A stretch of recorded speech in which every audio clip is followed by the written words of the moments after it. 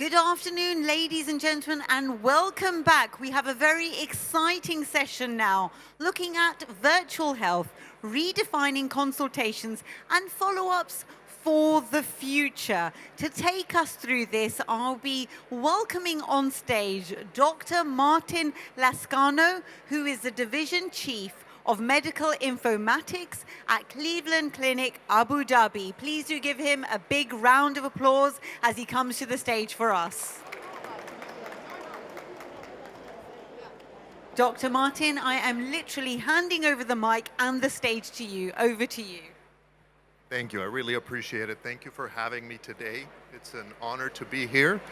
And hopefully we have an engaging and interactive session. So feel free to interact with me, stop me, ask me questions. I'll have a little time at the end to go through some Q&A. So picture a world where you cannot come to see your doctor face to face, where you are in need of medical care and you don't have the ability to come in physically. Well, I can tell you that we lived through that in 2020, COVID-19 pandemic. We had to switch all our care to virtual, to digital, on a dime. We were essentially told by our clinical operations in the month of March that we need to shift everything to virtual, everything to digital by the next couple of days. Do it. And we had to start telemedicine programs. We had to start a digital platform for interacting with our patients. We already had a patient portal, but we saw the use of that application explode. And the whole pandemic demonstrated to us as providers and to patients that this is a way of delivering effective and efficient care to those who need it. So I'm going to walk you through the vision of virtual health as we see it in Cleveland Clinic Abu Dhabi over the next coming 5 or so years. A lot of what you will see will sound futuristic, but many of what we have on the slides is already a reality. And it's just a matter of us implementing the tools, the technologies, the processes to make it a reality for the next decade and for many years to come ahead. So a lot of what we will see in terms of where virtual health goes in the upcoming decade is shifting a lot of the ambulatory care that we actually see in clinics right now to home, where we have patients interact with us virtually. We are going to have a lot more data coming from them in terms of wearables and physiology tools that will allow us to monitor their vital signs, blood pressure, weight, and so forth. So we will need a lot of assistance from AI layers of support to handle all of this data that is now going to come our way. We will interact with them digitally, and that is, of course, video, but it could be also voice, could be also a mix of virtual reality. The sky is the limit when it comes to that. We need to bring diagnostics into the home. So right now we ask all of our patients to come into the laboratory to get blood samples. We ask them to come in for x-rays. So the things that are big and bulky that we cannot move to home will certainly remain in the hospital, in the physical building. But there's many technologies coming up where we can do accurate and quick diagnostics at home with the help of smartphone that could transmit the data back to us. And we can have reliable data to manage our patients there. And the care plan that will follow will be enabled by layers of decision support that will allow us to more efficiently take care of these patients and keep them in the home. This particularly applies to the management of chronic disease, such as diabetes, heart failure, hypertension, where we know these patients have a lifelong condition that will not be cured, that will need to be managed for years and decades to come. And our goal as healthcare providers is to keep them as healthy as possible and away from the hospital. If they stay at home, it's a win for everybody. Now, we hear more and more the word phygital in terms of the merge of the physical interaction and the digital interaction that we have with patients. So not everything will be cared for in the home. Patients will still need to come to see us. But we see more and more the advent of technology helping us streamline the processes and workflows that we currently have in the clinics, where we will have robotic concierges, where we will have rooms with ambient assistants that will guide patients to self-check-in, do their own vital signs, room themselves, so that ideally the first person they interact when they come to the clinic is the physician, rather than going through 5 or 6 layers of bureaucracy before they can finally get into the room to see us. And for physicians, we will see more and more the advent of ambient assistants to help us better gather information and data that we obtain during the medical encounter. Those of us who practice medicine, we spend a lot of time behind the screen in front of the keyboard rather than facing the patient and interacting with them. And I think we all agree that it's important to be able to use those minutes that we have with the patient, with the family, explaining things to them, interacting with them, rather than just being a keyboard warrior, putting in the data that is necessary for appropriate coding, billing, and compliance, and so forth.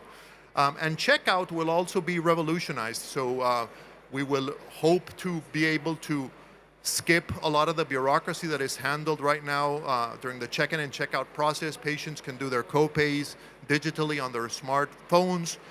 Medication delivery can happen at home. You see a little drone pictured over here, but we could use a driver right now. So the technology is available. We just need to all work together towards achieving this. And what we hope to see is that the hospital remains the brick and mortar place where we deliver critical care, where we do the things that can absolutely not happen digitally, that cannot happen at home. So surgery will remain in the hospital, critical care, intensive care management will remain there. But we will have a whole lot more support in terms of ambient assistance, again, layers of AI for clinical decision support, and augmenting surgeons' ability to navigate strategically during a surgical operation with guidance from AI-enabled tools. Postoperative care and discharge are going to be heavily influenced by virtual technologies. So as I mentioned, for the management of chronic disease, we can do the same thing for post-operative and post-hospital management, where we fit patients with wearables that provide us physiologic data so that we can monitor their progress post-hospitalization and early detect signs that the patient is decompensating so that we can intervene quickly and prevent them from having to come back to the hospital.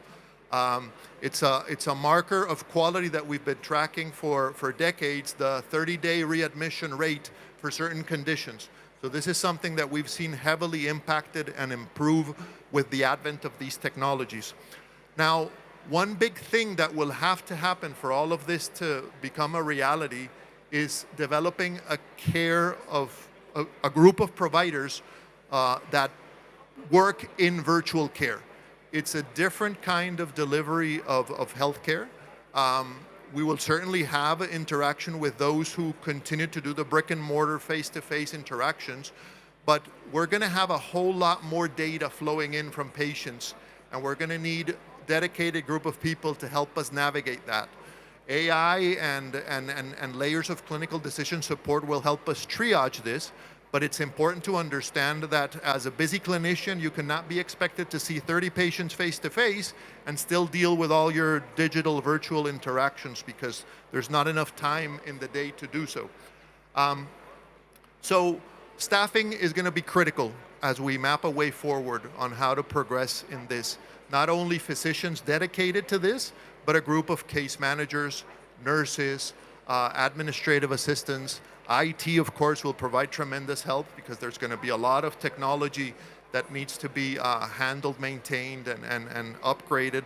The processes need to be reworked because, again, the paradigm will shift from trying to bring patients into the clinic, into the hospital at all times, but rather trying to keep them healthy at home. And the ability for us to do so requires how we see healthcare a little bit different.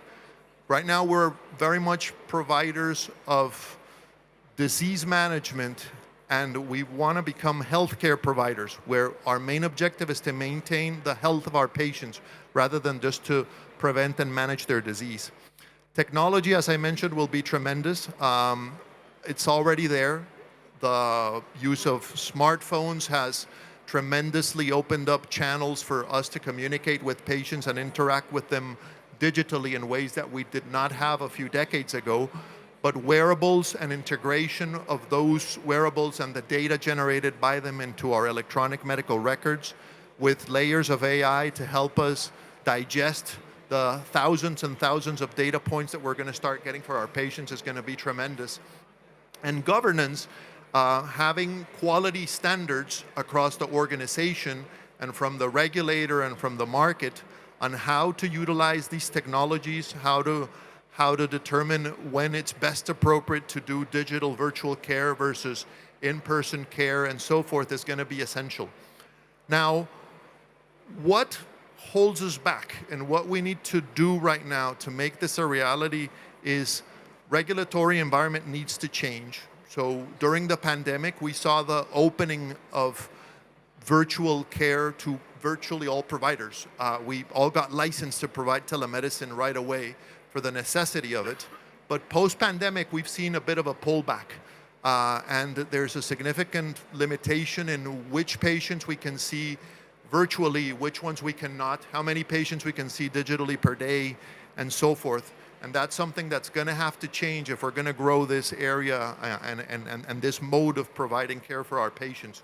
Strategic partnerships are going to be essential, particularly when it comes to the technology companies.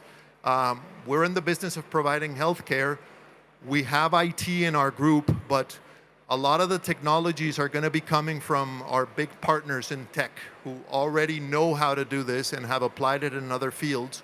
It's our job as physicians and healthcare providers to steer it in the right direction and use them ethically and in a way that we ensure that it's for the benefit of the care of our patients. But it's essential that we partner with the right group of technology agencies to do this intelligently and cost effectively. And we need to shift from the current fee-for-service funding to a more outcomes-based funding approach. And I'll elaborate a little bit more on that. If we continue fee-for-service care, where in-person care at a brick-and-mortar facility is reimbursed at a higher rate than virtual interactions, we're in essence providing a disincentive for the use of virtual care. And when it comes to deciding, do I see you in person or do I see you digitally, for something that I know would provide equal or even better outcome digitally, but I get paid more if I see you in person, that plants a seed that shifts the thinking of many providers and the directors of our organization to continue to do brick and mortar care.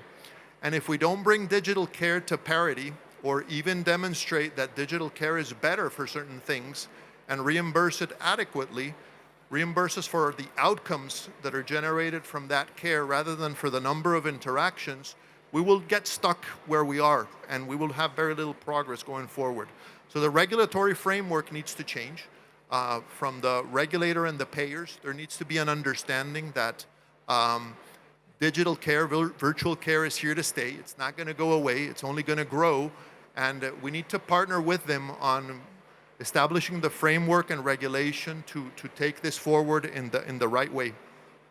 And as I said at the beginning, we will see more and more the role of home care, not in the sense of keeping terminal patients at home, but keeping all of you who are walking, talking, ambulatory, healthy and interacting at home, living your lives, and coming to see us periodically, but not as frequently as we do right now. I'm a kidney specialist. I'm a nephrologist. So most of my patients I see 3-4 times a year. But I could easily see them physically 1 time a year and do the rest of their care equally well with digital strategies, as long as there's a good structure around that. So I invite you to think about where you can take digital care, virtual care in your organizations. I'd be happy if you can share with me some of the thoughts of how you're doing it. And I'll pause there and open it up for questions. Thank you very much for having me today.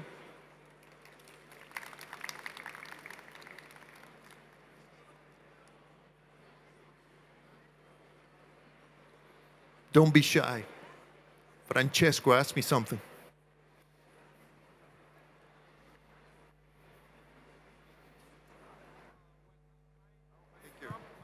My question will be, Is this a question of fidelity to a hospital, of the patient? The patient will be fidelized to the hospital, receiving the data, to his insurance company, to a healthcare system, to his nation? If it's Italian, is it Italy, US? That's my big question, sir, which I don't have answer for. Yeah, no, that's a great point. I think that's the conundrum we find ourselves in right now. When we do projections and math on overall cost of healthcare, when there is a good portion of it delivered via digital strategies, we can introduce efficiencies that cannot be brought into the system with face-to-face brick and mortar interactions. So as a whole, if we're able to shift all of our healthcare to incorporate this virtual digital approach, we will save money as a whole. Now, who ends up paying for what and in what shape and form, I think is what needs to be discussed right now. Insurance companies are going to have to think differently about how they incentivize this mode of delivering care. The regulators need to understand that this mode of care overall, if applied to the population broadly, will provide great benefit. But it's going to require tremendous leverage from the different parties to sit down and decide how to bring this forward. I can tell you right now, the challenge I have is that even though I love this and I know it's the best way of doing things, I struggle to incorporate it into my practice when at the same time I have certain KPIs and metrics to live up to and certain volume of patients, because there's not enough time in the day. But I know I could do it a lot better. I know I could take care of my patients a lot better if I had an infrastructure supporting me and allowing me to do so. Hi. Hello. You've discussed reducing human interactions. So, how does your approach contribute to alleviating symptoms of isolation from a mental health perspective? Thank you. So I did not say reduce human interaction. What I said is that reduce the need for you to come and visit the hospital so frequently. But part of what these digital platforms and digital modes of delivering care aim to do is actually enhance the ability for patients to communicate with the providers bidirectionally, even at a 24/7 basis.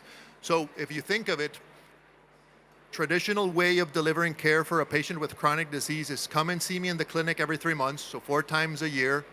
These are your prescriptions, these are your refills, these are the labs for you to do, see you in 3-4 months. Very little interaction in between there. But if we have digital platforms that allow for you to interact with me, chat, send me a picture, or potentially us do a telemedicine visit in 1 or 2 weeks because you've developed a new symptom. You don't need to come back and see me. We can do it digitally. I can check additional labs if it's indicated. I can let you know that's probably a side effect of one of the medications we've started. Let's make this change and let's talk again next week. So what I'm saying is we don't need to bring patients in physically every single time. You're still going to be interacting with them. It's just interacting in a different way. Thank you, Dr. Lescano, for your informative session. I just wanted to talk about a little bit about access and digital innovations in healthcare. How is that in the future? If you look five years down the line, how is that going to look like in terms of access? If you look at countries beyond the Middle East, in Africa, where people are not very tech savvy, how is this going to impact them? That's a great point. So equity is a big point of discussion in this field. We're in a nation that has an extremely high penetrance of cellular networks, Wi-Fi coverage. The use of smartphones in this country is, I'd say, 80-90% of the population. So you are absolutely right. In middle and lower income countries that don't have access to this technology, it is a challenge. And it's something that as a global healthcare community, we need to explore. It's something that was evident during the pandemic, that those communities that had little access to these digital ways of interacting with healthcare providers suffered tremendously because they were completely isolated for months and years at a time without any real contact with the healthcare community. So it's a challenge, something that we as a global family need to look at. Not easy to solve. Dr. Martin, how far are we from putting this in practice? You've mentioned that the tech is already there, but you need to work with regulators and tech vendors. But when do you envision this to happen? So, as I mentioned, a lot of it is already there. The basis for us interacting virtually, digitally with our patients are there. So we already have telemedicine. We already have bidirectional chat. We already have integration of some wearables. What we lack right now, at least in Cleveland Clinic Abu Dhabi, is the team dedicated to support that. So right now we do that on the side of doing all of our physical interactions and our day-to-day care of patients in the hospital and in the clinic. If we're really going to grow this, it needs to expand to a point where it's self-sustained. There's a group that supports it and takes it to the next step. So we can still interface many more wearables that generate a lot more data, but then we're going to need to have layers of support to digest that data and structure it in a way that we can consume it clinically. Our ability to interact bidirectionally with patients is going to go up.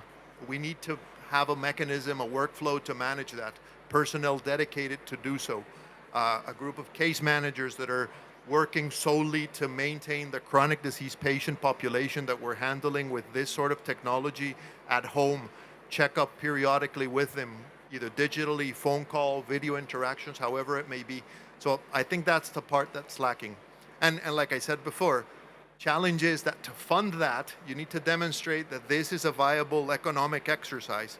And with the current reimbursement model, it's not. So it's difficult to say, yeah, go ahead and do it, because it's going to be a money loser initially. Unless you understand that there's a significant capex and opex that will need to be held for a few years before you can potentially start generating any revenue if we remain in the current reimbursement model. But if we flip it to paper performance or a value-based care model of reimbursement, then it becomes economically viable a lot quicker.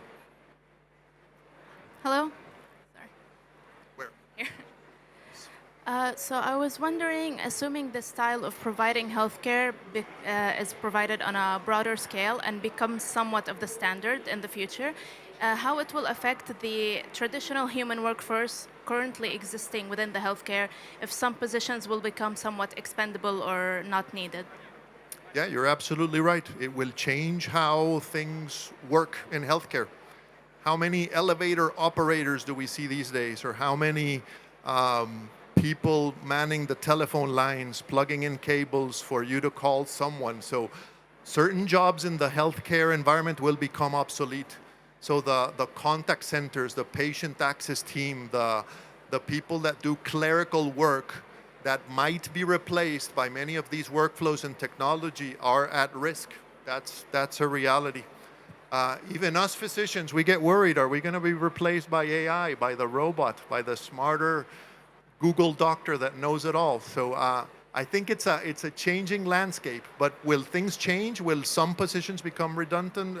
Absolutely. I think it's just a reality of how work, labor forces evolve throughout the history of mankind. As new technologies come in, certain jobs become obsolete. I think it's for us to keep an eye open for what to do next. So this is next.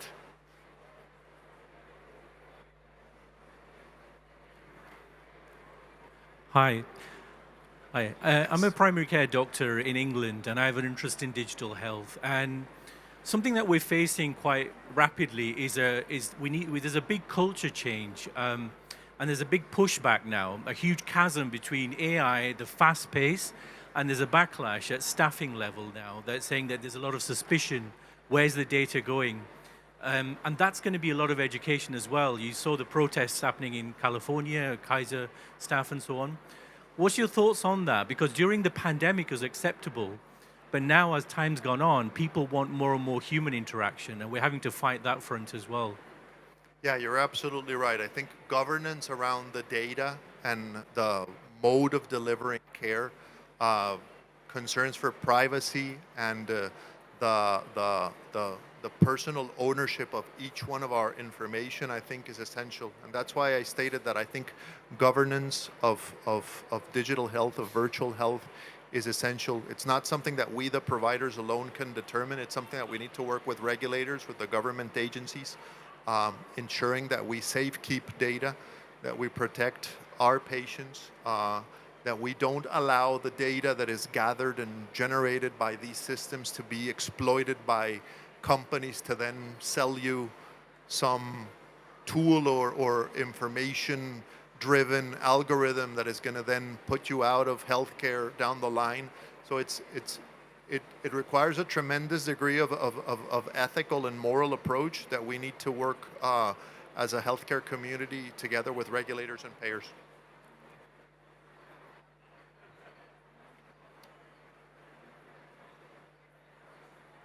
Very good. Any other questions? One more question, please. One more. In the absence of electronic healthcare records in most of the regions, how do you see this model scaling up? Second point about digital health and being part of the classical medical education, because we have a lot of medical students graduating without any exposure to digital health. So how do you see this evolving? Yeah, very good point. I think digital transformation is a journey. It's not a destination. So for you to be able to start applying these models of care, I think it's a given that you need to have an electronic medical record already available. It's very difficult to do digital care when you're still documenting on paper charts. So if you look at the stages of evolution of digital transformation, I think the first steps would be to digitize the paper and streamline your workflows, digitize your radiology services so that you don't have to put up films anymore, but you can look at images digitally, and then you can analyze those images digitally and so forth. So once you achieve those initial phases of the digital transformation, I think then you can start aiming for this. And to the point you were saying about how do we incorporate this into the medical education, but for all healthcare providers, not only physicians, nurses, but pharmacists, the people in tech, I think it's something that needs to be included in the curriculum because it's a reality. It's not going to go away. The ability for medical students to recall the information from a patient's chart and be able to recite that during rounds, that's no longer applauded. What's the point of doing that when you can pull out a tablet and you can see yesterday's labs, past history, everything is there? We're going to start rewarding how you interpret that data, how you utilize it to better generate a treatment plan for the patient rather than just memorizing and regurgitating facts. Hello. Okay, I'm been given the signal. We have run out of time. Happy to entertain questions on the side. Yeah. Thank you very much for having me. It's been a pleasure, and hope you enjoy the rest of the day and the rest of the week. Thank you very much.